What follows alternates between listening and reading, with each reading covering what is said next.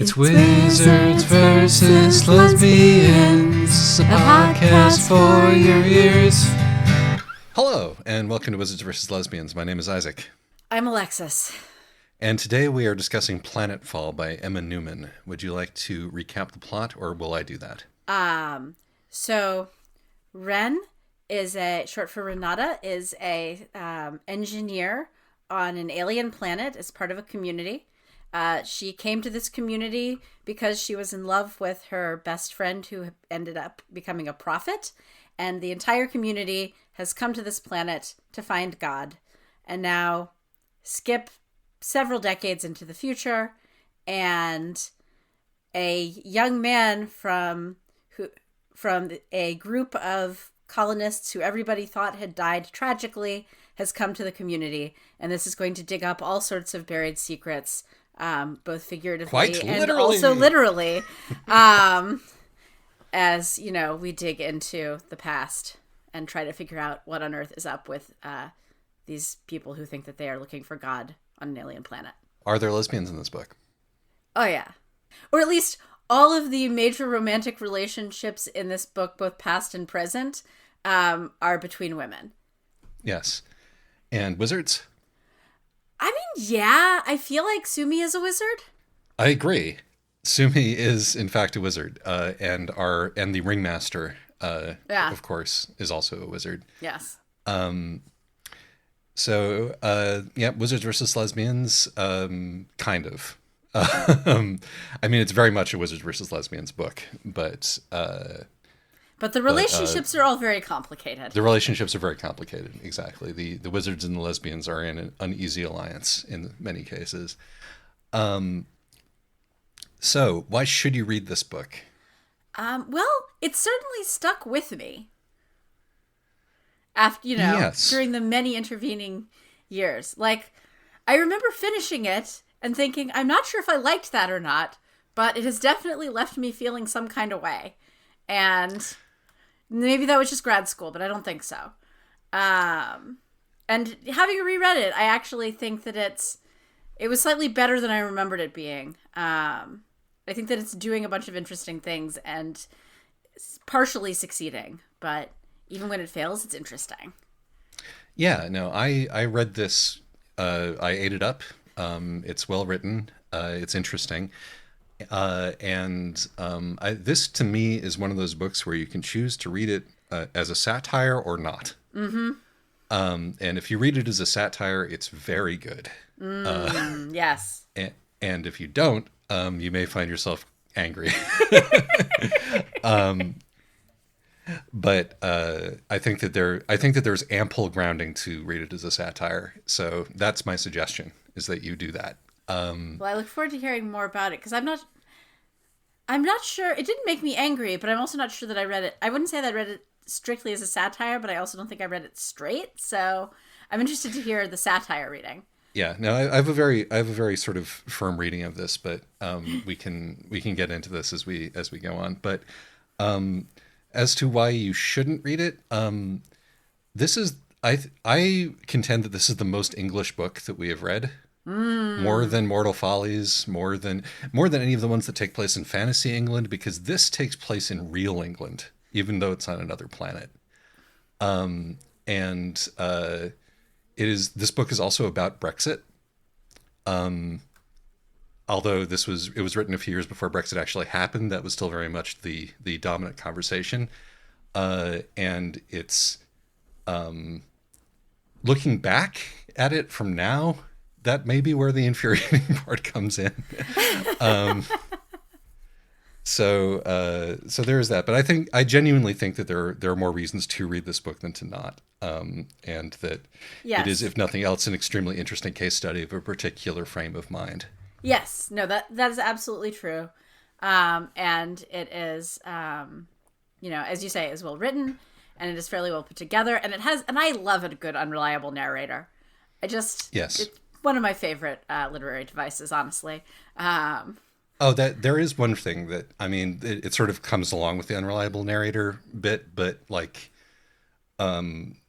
and this is, and I'm just mentioning because it's a thing that I've complained about in previous books, even though I think it works in this one, is that this is one of those books where the tension comes from us not knowing the thing that our point of view character knows. Yes, except for the fact that, it's most of the things that the narrator is hiding from us are actually pretty obvious. And the ones that aren't, she doesn't even know she knows. Oh no, even that. Even that, yeah. Oh, no, even that. It came as absolute. One of the ways that this has stuck with me so strongly after all these years is that I remember the lead up and going, "Oh no, I know exactly what they're going to find." And sure, she didn't know because she was hiding it from herself, but I could tell. And sure enough, yeah, no. I think everybody who reads this will know that what they're going to find by that point. Yes. And it's really the power of that scene is mostly in the fact that she doesn't, because that's so like, even if you don't remember, you should be able to figure it out. If you don't have this massive blind spot. But the fact that she's basically made her entire living space covering up this open wound Right. in both herself and the community, is why she can't process it. Right, exactly. So and this is why one of the reasons why I think this book can get away with that is that she's more lying to herself than she is lying to the reader, or hiding things from herself than she is hiding things from the reader. And thus the reader is actually in a pretty good position to figure most of this stuff out, because we are not nearly so emotionally invested in all of the lies that she is telling herself. Yes, exactly. So, content warnings. There's some body horror. There's definitely some body horror. There's a lot of, sickness and contagion, losing an infant child at an early age. And I'll put it here, but hoarding. Yeah. And being sort of being intervened on in a clinically unapproved way as a hoarder. Right, yes. Also just some like really bad poorly handled mental health interventions, which are honestly most mental health interventions. So I actually thought that was quite realistically depicted, but thus could be extremely stressful if you've been part of one. Yes, exactly. So shall we go on to the spoilers? Yes, let's. I want to hear the satire reading.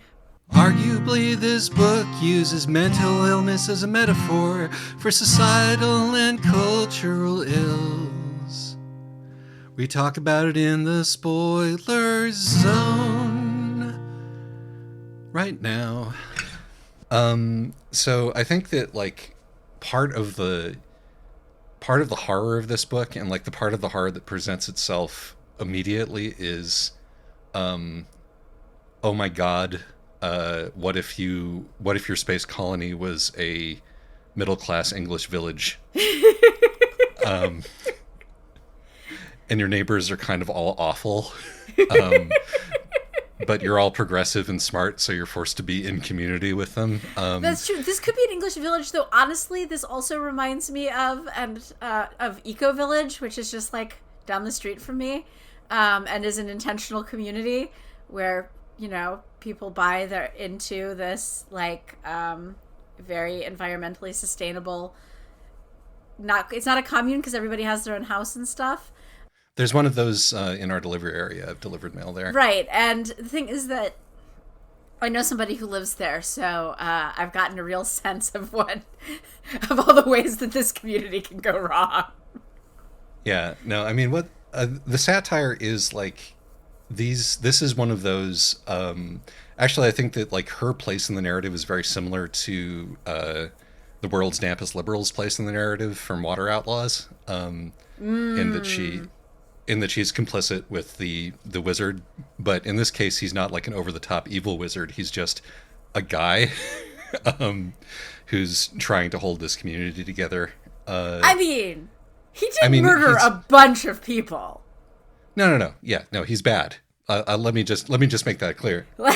He murdered a lot of people, mostly including he crashed 3 colony ships, one of which he crashed just so that people wouldn't, be able to draw the pattern connecting why he crashed to the other 2. Yeah, no, but when I say he's a guy, I mean like our wizard from the Water Outlaws was like a mustache twirling, That's true. Yes. No. Grand Vizier villain, And this is and definitely this guy's a an guy, advertising executive, the modern equivalent of that. right?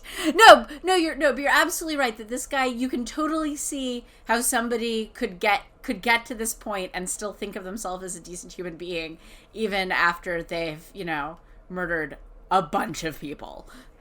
Right, and the thinking of yourself as a decent human being even after you've murdered a bunch of people is the central theme of this book, Yes. because it works on a lot of levels.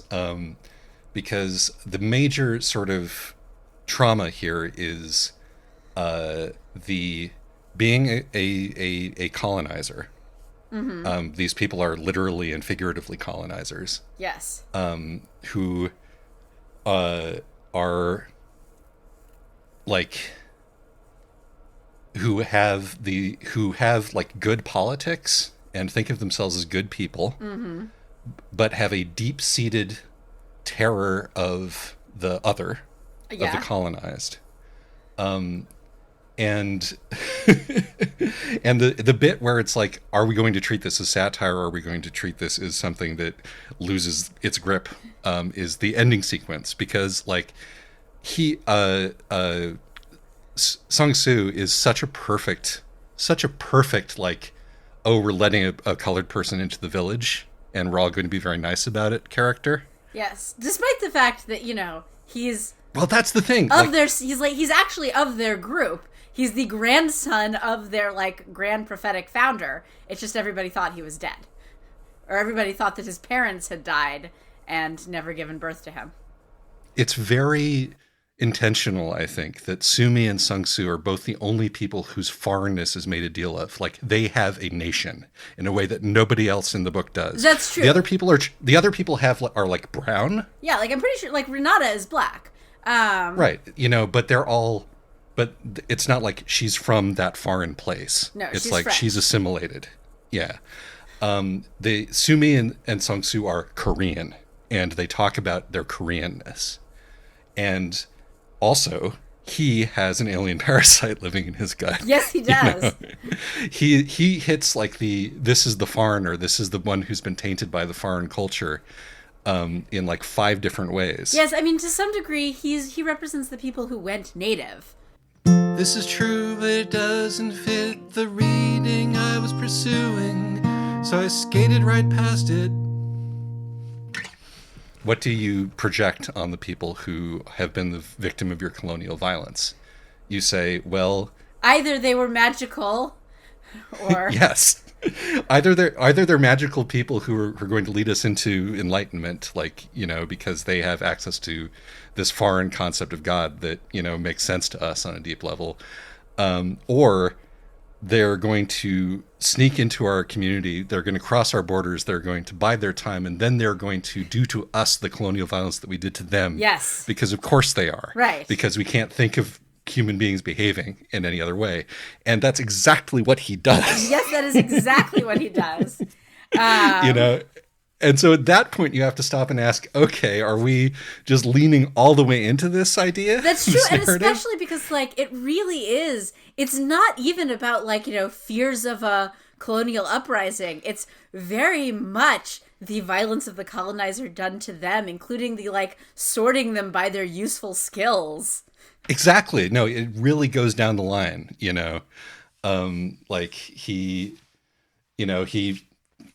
takes out their means of sustaining themselves, as one does in extractive colonialism. He brain drains them.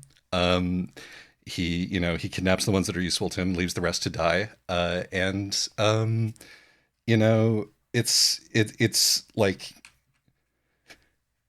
It's kind of just this perfect fantasy of what undergoing a terrorist attack would be like, in every respect, including the infiltrator from a foreign culture who seems helpful, and friendly, but is plotting against you the whole time.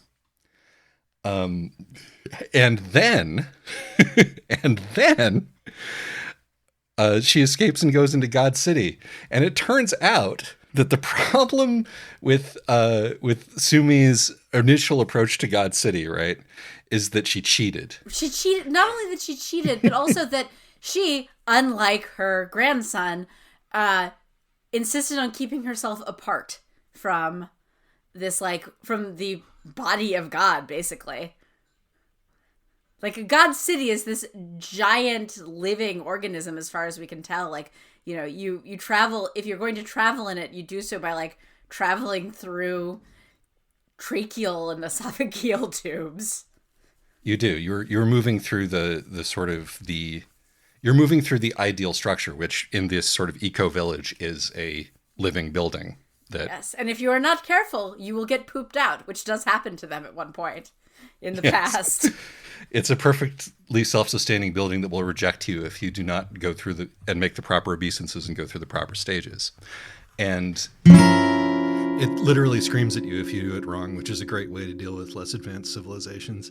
So what God is here, right? And this is made explicit in the very last section when she's going through it, having escaped the attempt to kidnap her and make her into a slave, which Britons will never ever be. Right. Is that she goes and it's like, okay, what is the right way to get into the kingdom of God? And in fact, it's an intelligence test.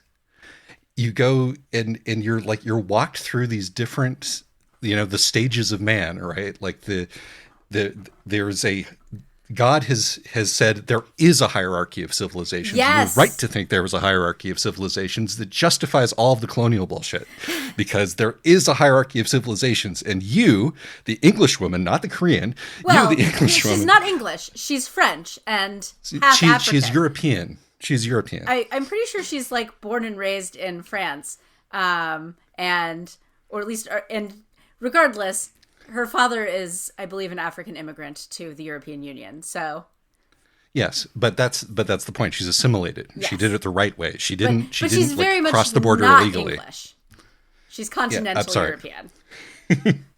The audiobook is read by the author, who is English, yes. and she speaks she speaks English. I see how this could definitely lead to a reading. This is an interesting example of how, you get a very different reading from it would not have occurred to me to I think we share some similar takes on this, but reading all of this, like, Englishness into it does not come through out of the if you're just reading the text. I would say that there were probably some senses in which it would, because they all speak in English, not American English, and like in sort of in middle class sort of English to me, which is because I'm a filthy BBC listener, is familiar to me. Like the way that she uses the word cope is incredibly middle class English. She literally both copes and seethes, which is very prescient. And also why it's such a focus to her, which is, again, if satirical, a very great satirical point.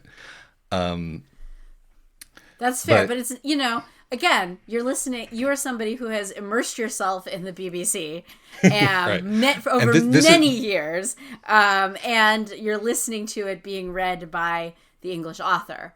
Yes. So, but I think but whether you construe her as English or not, it works for any kind of Europeanness, because because it's the colonial perspective that's the important thing. And she is a product of, she is the product of if she's French and African, then that's the colonial subject moving to the colonial capital and making her. Right, exactly. But, there's also this sort of like, because her mother everything is like the most Frenchiest white French lady. Yes. Also, like, real fantastically awful mother right from the get-go. Yeah. Which is, like A+ narcissistic mom. Yes. No, this is actually another example of, instead of autism coded, it's OCD coded. Actually, it's just flat out has OCD. But, this is definitely monstrous child of a narcissistic mother. Indeed. Although she does note, although of course she cannot necessarily be trusted, that this only started happening to her after the incident with Sumi. Yeah, but that's also obviously a lie because there's a flashback to her being a child and her dad being like, remember how we deal with spiraling anxiety thoughts or whatever. Right, right, You exactly. know, As with many of us, it turns out that managing our disabilities can get more difficult as we get older for various reasons. particularly if we've undergone a bunch of trauma. Right. But anyway, So, okay, so you're ascending the hierarchy of civilization. Sorry to derail. you're ascending the hierarchy. You're ascending the hierarchy of civilization, which, in retrospect, justifies the whole colonial thing. It's like the African moves to France, it creates her the super scientist, because we're all moving toward a single goal as a species. Right. And it which turns is, out all humanoids around the galaxy are moving to a single goal as a species. Yes, which is this perfect, perfect harmony with the world ecosystem, and then transcending the body. Right. Which is transcending the body, great for somebody with OCD as an end. But also she has to leave something behind in the leaving something behind room to overcome her own mental illness on her way to the top, which is an incredibly ugly metaphor. Yes. And also, I would say probably also, given where we are, is representing giving up your own colonial guilt in order to get to the next stage, which is transcendence. Or death, depending on how you choose to interpret that last scene. I gotta say, I interpreted it as death, but especially on my first read, but, also honestly on my second. I read this, and maybe it's because the Englishness was not as forefront in my mind, but the first time I read this very much as a, as basically you create these ideas of what God and civilization are, and then when it all breaks down, you find out that they are fundamentally empty and meaningless, and you were lied to. Yes. I was in grad school, though, so, Our unreliable narrator doesn't think so, but as we've established, she is extremely unreliable. And that's why I think this book is very, very dark and yes, very, very good if you read it from that perspective. Yes. Alone among the audiobooks that I've read, and this is probably because the author herself read the audiobook, we did get the author's notes in the audiobook. Oh, nice. Before the text. And the author's notes included basically, this goes out to everybody who suffers from an anxiety disorder, which set my expectations a little bit. And I was like, is this meant to be a sympathetic portrayal of somebody who's suffering from mental illness? Because I think that one of the points of this, or one of the ideas that this book puts forward, and with some, stridence, is that being in this social position of being the colonist and suffering from this double consciousness and unwillingness to confront your own complicity makes you crazy. Yeah, actually, and honestly, if I were going to put this in the content warnings, I would note that this is very much mental illness used as metaphor. And while it is, right. While it is realistically depicted mental illness and sympathetically depicted mental illness, it is very much as metaphor in a way that, and in particular, as metaphor for bad things as opposed to as, metaphor for your experiences. Right. So... But yes, no, this is exactly that kind of book. It is mental illness is a metaphor, and it's also a symptom of a social disease, which is something that comes up in leftist discourse and something that I'm always very leery about. Yeah, no, that's that honestly, I would put that as a why you shouldn't read this book. Does capitalism make us crazy? And if so, does it make us any crazier than any other form of society we know? Were we better off before we invented agriculture? Or is that just more racism on the level of Rousseau? Because, right. it's, I think, it makes on the other hand, is how the book works, but at the same time is also kind of the book's fatal flaw in some ways. I did still enjoy this book a lot. Oh yeah.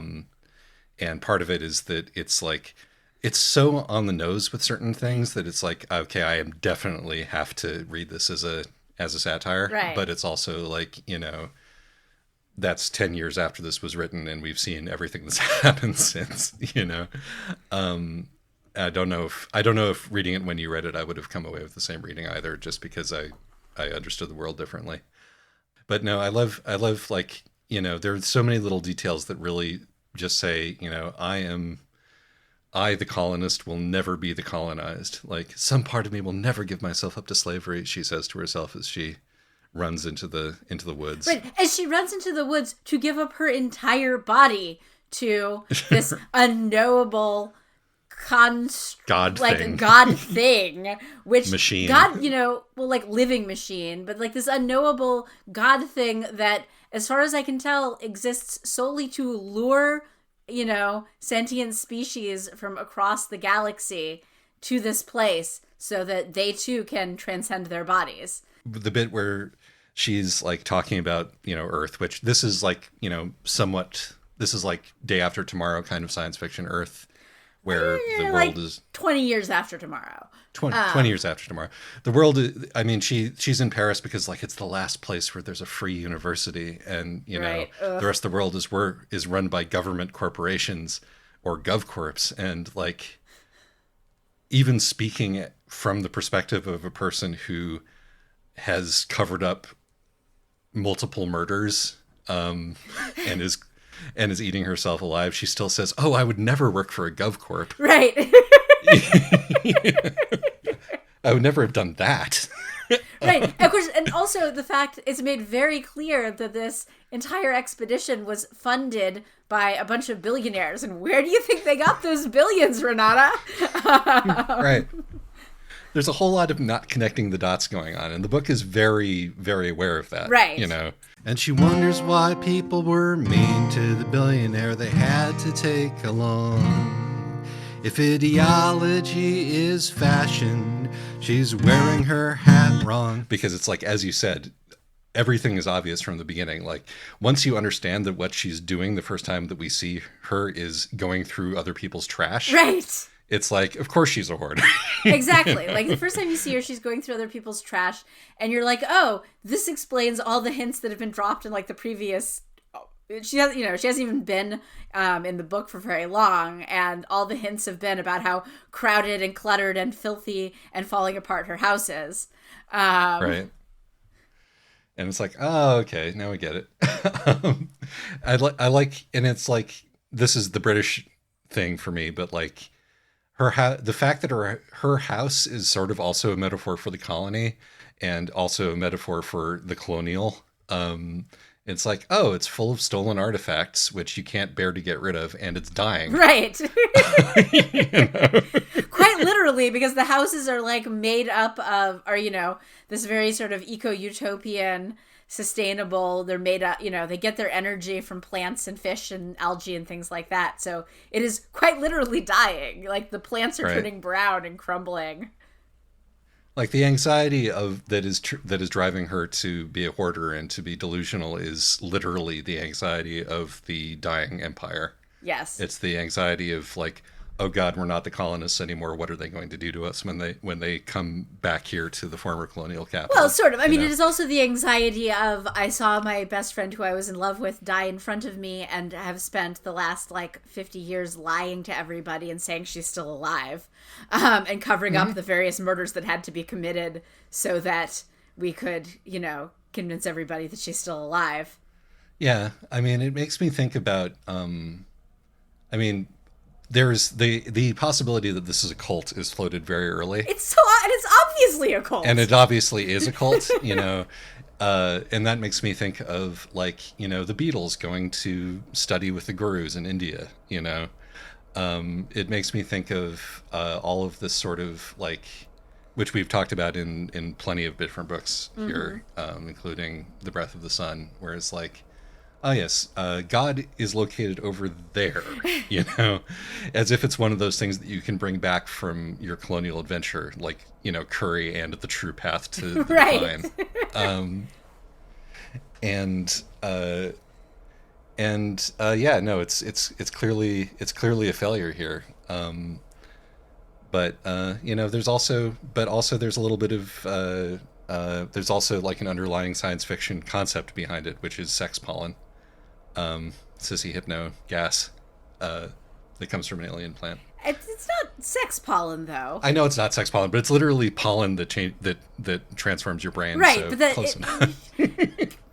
Right, but it turns out that there's a lot of different ways one's brain could be transformed by pollen, and one of them is, you know, immediately having to have sex on, you know, on the page, and What a different book this would have been if it had been sex pollen instead. if this is just in right, what a different world this would have been, right?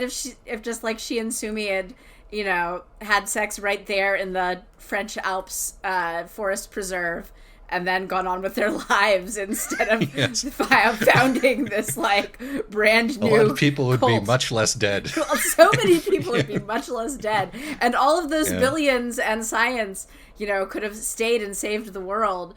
Because the other, you know, the thing is that this is also, you know, a satire of the billionaire Mars colonists. Yeah, Like, there's the no, thing where her it father, is. you know, keeps going, I cannot believe that you are going off to chase God when you could also just be here designing new pancreas printers and saving lives. Where, you know, we would read this and it's like, I can't believe that you've chosen to invent a new kind of cryptocurrency rather than make the pancreas printer. Right, but also, I mean, I cannot believe how much money you are sinking into space colonization rather than all the various things you could be doing with that money right here, you know, in terms of global climate change or whatever. They can't use that money to fix the world's problems because most of it's not real. And let's be clear, the place that this particular satire and that breaks down is the idea that they could ever. Right. Well, this is where you need to be a pollen-fueled super genius, like super genius prophet who everybody has, who, you know. Yeah, like Elon Musk is. Or who we thought That's what who he was. Elon Musk thinks he is. And That's what he fair, has made his money making everybody else think that he is. I don't know if he thinks he is. Yeah, well, the thing is But that that's a separate he has discussion. been less successcul than Sumi was. Maybe he He didn't have the sex pollen. That's his problem. genius pollen, but yes. I just like no, because one of the interesting things about Sumi is, despite the fact that she has a son, we know absolutely nothing about her love life. Like, she's basically sexless, except for the fact that she has a son.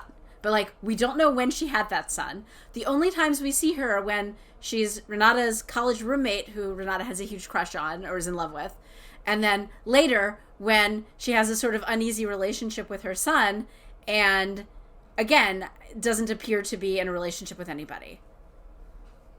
Yeah, no, it is very strange, and it's like there's a lot of like things with, you know, messing around with time here that only make sense because of future longevity technology, but even those don't quite make sense even within the parameters of the story. But that's nitpicking. It's not really important to the point that it's trying to make. But yeah, no, I mean, that's part of it, is that she's, again, like, her foreignness is really pronounced, and one of the ways in which her foreignness is really pronounced is that she's a cipher. Yeah, no, she is very much kind of the inscrutable Oriental. Oof. I mean, I'm not saying this like it's a good thing. I'm just saying that, you know, they never use the word inscrutable for her. They might as well. Yeah, no, you're absolutely right. So I want to talk about a couple of books that this reminds me of, one of which came just around this time, which are Matka and Annihilation. Yes, there's kind of a trilogy in a way, aren't they? Yes, and I don't think that we'll ever cover Annihilation because it's extremely not Wizards versus Lesbians. Well, if it doesn't have lesbians, then, or wizards. Yeah, or wizards. But, well, I mean... I actually haven't read it, so... I see. I haven't read it. You're telling me that it doesn't have lesbians, so that's why I should read it. Just I don't kidding. think... You know what? Maybe I'll reread it. Reread it and tell me if it God, there actually must be has a lesbian in lesbians, there somewhere. right? Well, it's sort of Lesbians seem to be sort of thick on the predates. It ground. sort of predates the zeitgeist.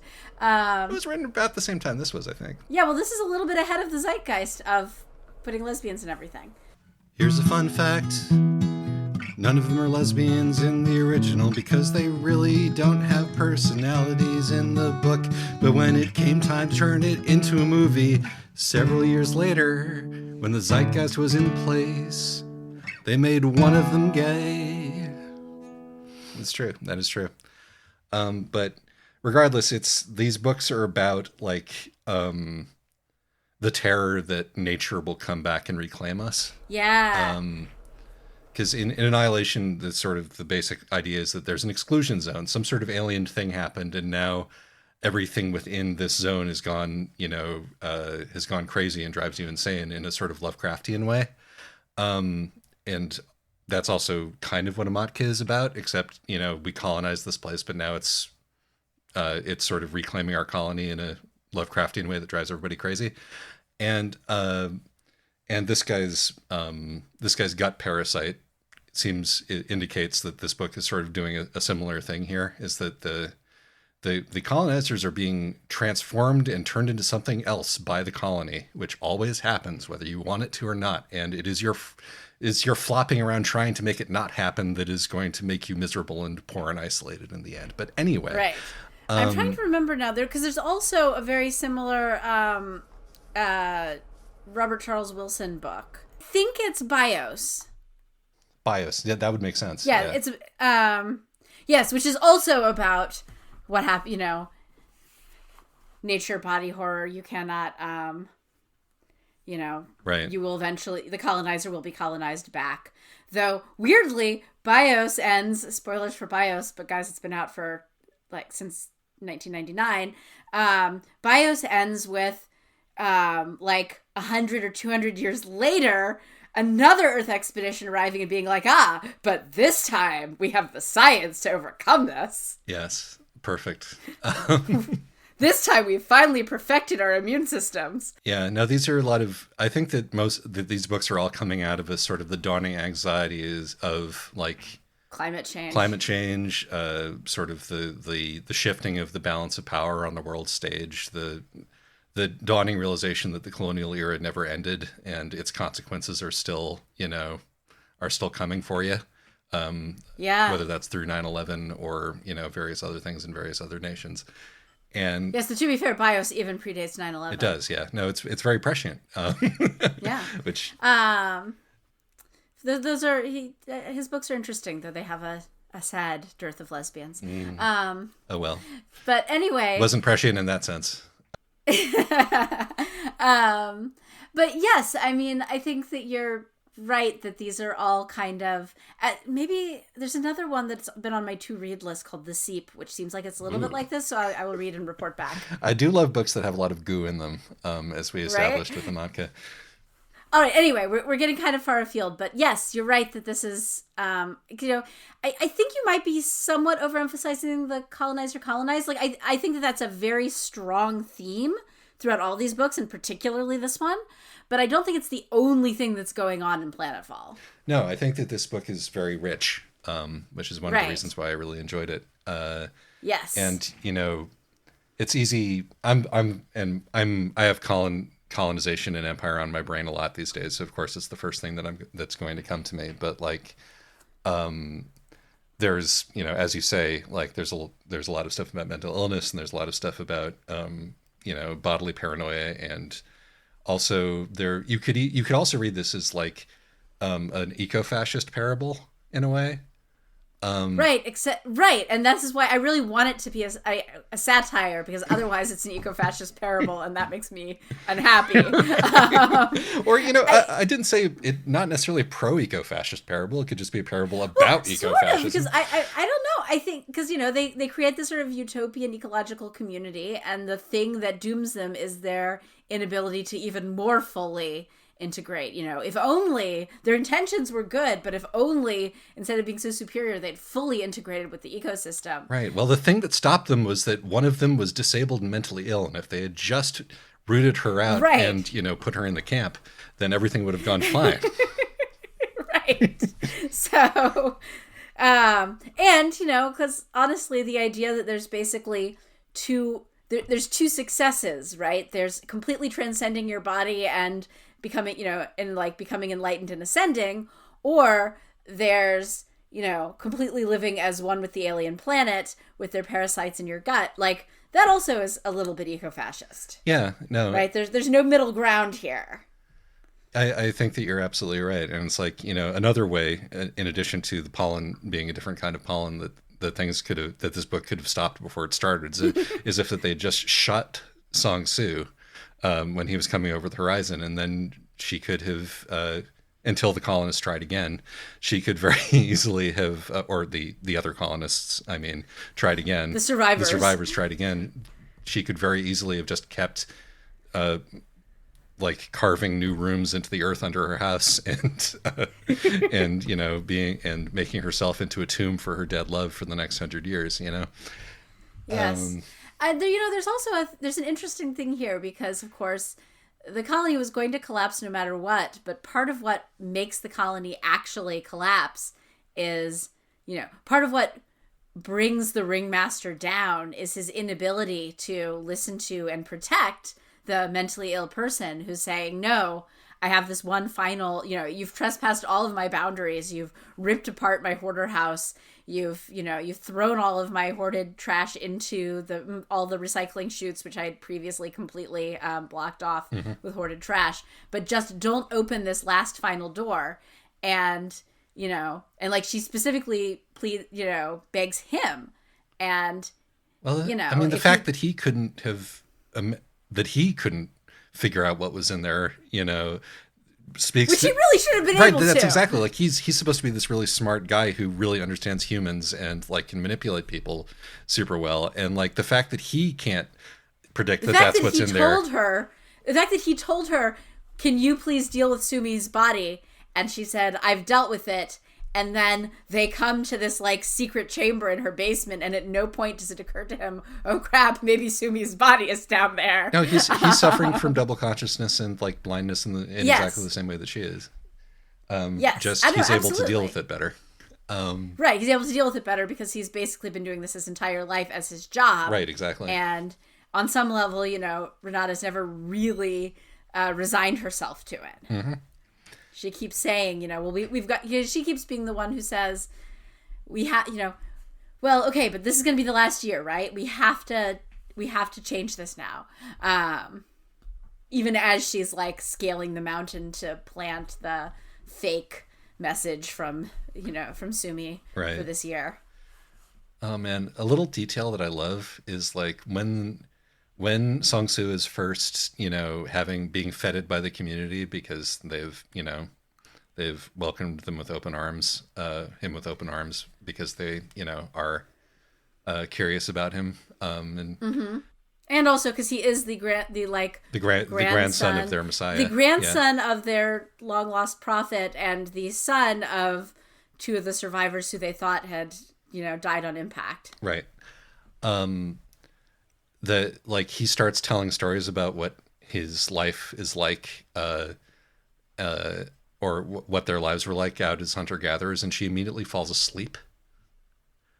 Yeah. It's just like there's no room in her brain for this. It's just such a... Right. And if... Which of course means that she, because it's real obvious that he's lying. Right. Even she can kind of tell that he's lying, but she just can't confront it. And he, being very intelligent, and realizing that she's one of the ones who... of all the people, she's the one who's in the best position to know that he's lying and either side with him or undermine him. And so he immediately zeroes in, figures out her hoarding, and uses that to manipulate her until, the rest of the survivors come and destroy it and blow everything up. Yeah, but the fact that she is in the wrong, and that he's doing something like that we would consider kind of objectively good, even though he's not going about it in the right way, by trying to help her. Although honestly, he's going about it in kind of the way that most people would, I think, despite the fact that he's from, a hunter-gatherer society. But he's not from a hunter-gatherer society, right? He's telling everybody he's from a hunter-gatherer society. I think it's, okay, they do hunting and gathering, but, like, these are a bunch of scientists and like, a soldier from, like, the 22nd or 23rd century. Like, they're all very, they have access to a fair amount of, scientific know-how and whatever they could scavenge from their colony pod. I actually have written in my notes, gosh, this primitive man sure can talk like a 21st century therapist. Right, yeah. Because he's not actually... Because he's not actually a primitive man. But see, I genuinely don't think, like... I mean, I think that he does have some, compassion for her, but he comes in and one of his goals, you later find out, is to find out, was Ren in on the plan to murder the other people who knew about Sumi's death or not? Right. And, like, his dad was, like, he'd heard from his dad, oh, I really hope not. But, this is an open question. And the fact that he keeps pushing on her boundaries and keeps pushing, I don't think it's entirely well-intentioned. Like, I do think that if... Oh, no. That's not the point that I was trying to make. Okay. What I was trying to say was we as the reader, when she is being like, he's the enemy, he's trying to get me, we should never have let him in, he's hunting me and persecuting me. We as the reader think you're being weird and racist and xenophobic because you have OCD and he's trying to, or a hoarder and he's trying to help you, Except that actually, he is. Like, she has the right read, but neither she nor we know that it's the right read for the wrong reasons, I don't know. When I read it, even the first time, like, he seemed to be pushing just a little too hard. And the fact that he had this super convenient, similar story of, oh, this happened to a friend of mine who I'm not going to name, to me, it seemed like this was part of, this really was deliberate. But, he wasn't the enemy because he was trying to get her to throw out her trash. He's, Right. Well, but it's that he wasn't respecting her boundaries and he was doing it. Maybe I'm just so automatically suspicious of people who are doing, like, well-meaning but boundary trampling interventions. Yes. That... No, that's the thing. It's like, when I was reading it, I was like, gee, she's being really sort of, xenophobic about this guy. This is going to be the point in some way, but I don't know how.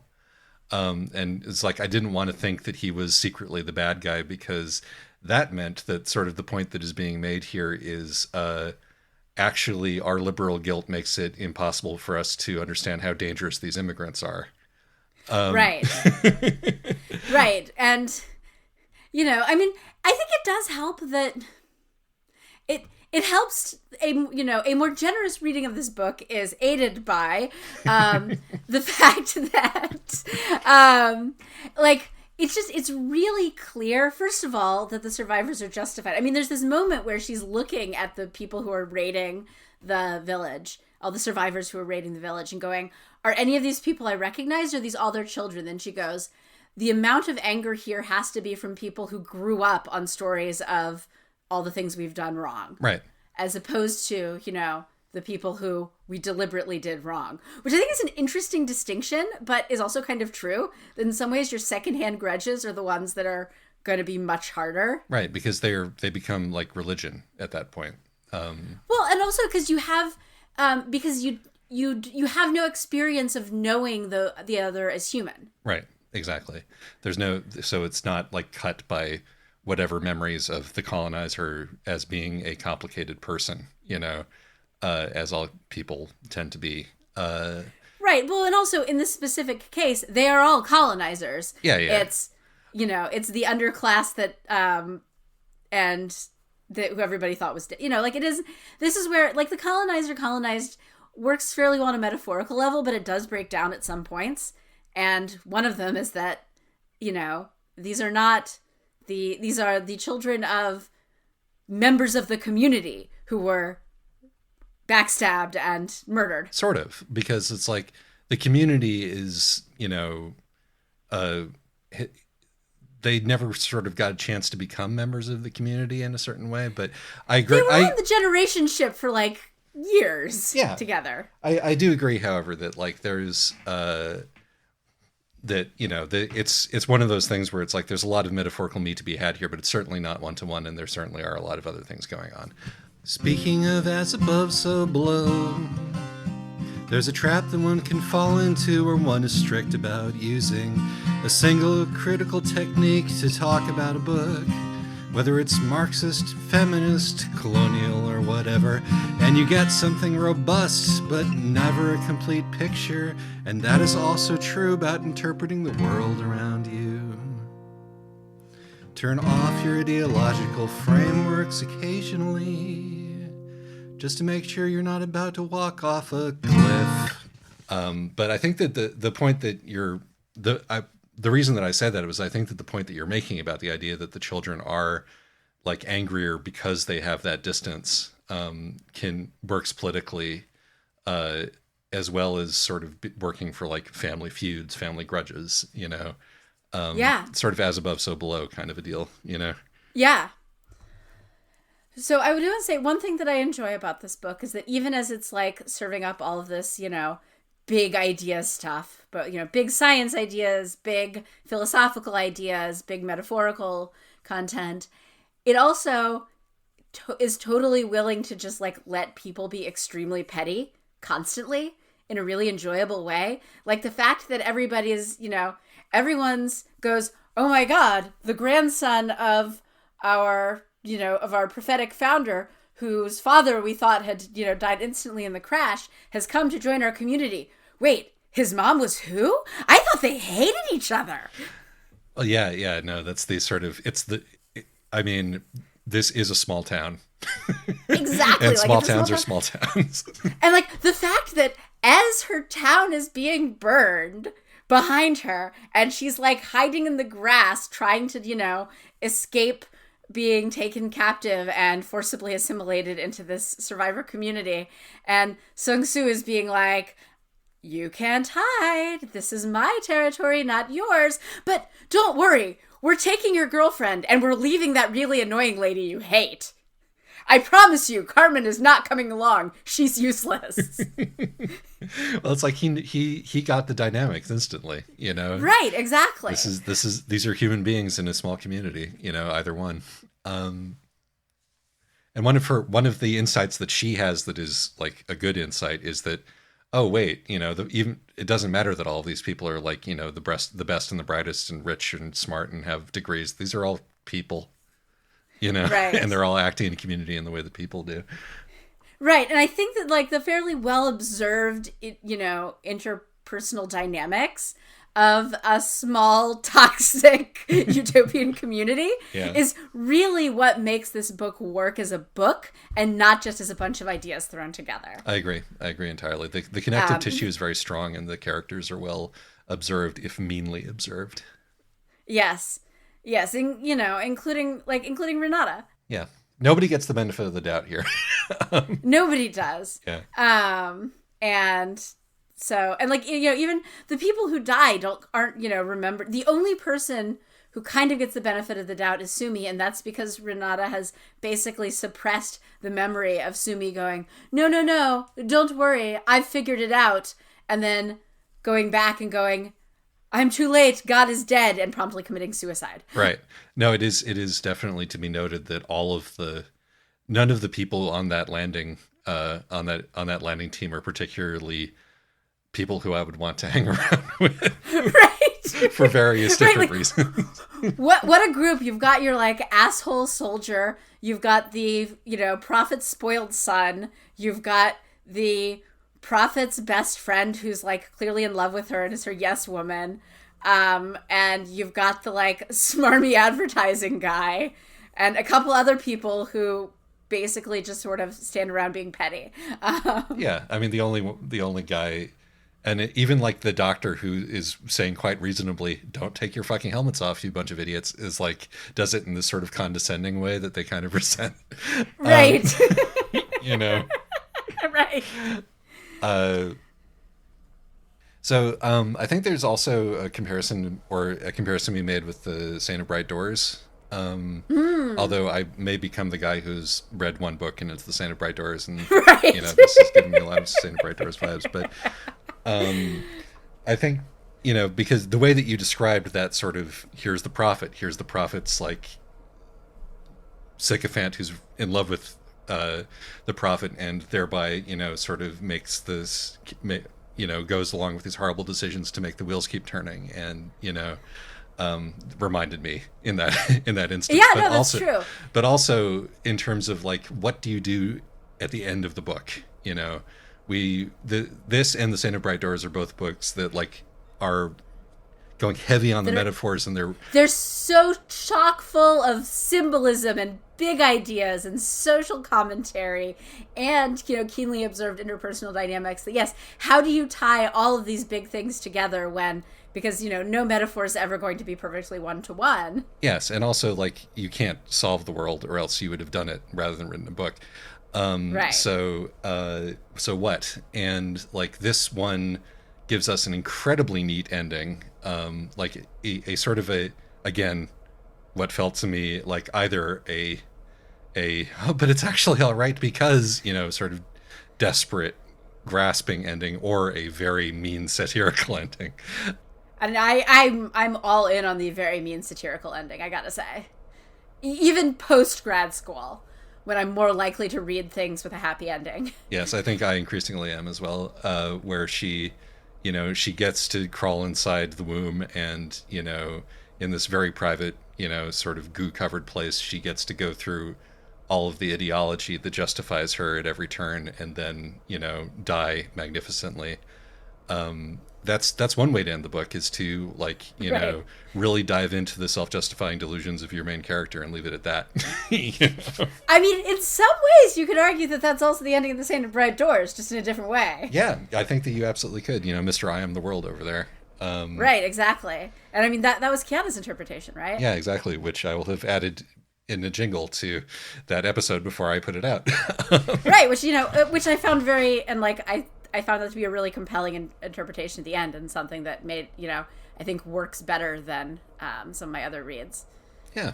So. So yeah, no, I think that this is on the whole, I think this is a very successful book, unless you take it at face value, in which case. Right. Right. This one's like, I don't know if the author is dead or not in this one. But I really hope, it does. In the end, it doesn't matter. I think our reading is a good one, and it's not one where we really had to bend over backwards to create. Yeah, no, I'm with you on that one. So yeah, no, I think in that case we can leave it there, unless you have any further thoughts about it. No, I think that's I think we've done this book justice. All right. So it looks like, according to the podcast, next time we're going to do a series of books that the author Lien Yu Tan recommended to us, which I'm excited about. So yeah, actually, let's do. Wait, did I not put Camp? We should actually do the Camp Damascus next. okay, so Chuck Tingle and then that. So really, Chuck Tingle and then a trio. it's an online erotica, but not actually extravaganza coming up. Yes. So be prepared for several months. Lucky of that. 7 at least is absolutely erotica, but We'll get there. That's good. We haven't done a piece of like real erotica in some time. I mean, we did Ex-Wives of Dracula. That had some pretty explicit sex in it. Well, yeah, but so did the boat lesbians, and I wouldn't call that That's erotica. This is not particularly enlightening conversation. So. All right, well, let's wrap it up. We do not have to keep this in. We don't. You can just cut it. You're absolutely right. But anyway, yes. All right. Thank you for yes. Thank you for putting Next up with time, Camp Damascus. Yeah, Thank Camp you Damascus. for putting up with All right. us. Bye-bye. Bye. This book is mostly written awfully well, and I've often said I like the books that are written awfully well, and that's this book. For the most part, there's just one line, and that's when the heroine says that something's like pissing into the dark, pissing into the dark, pissing into the dark. pissing into the dark, pissing into the dark, pissing into the dark. It really stuck in my head when she said she was pissing into the dark.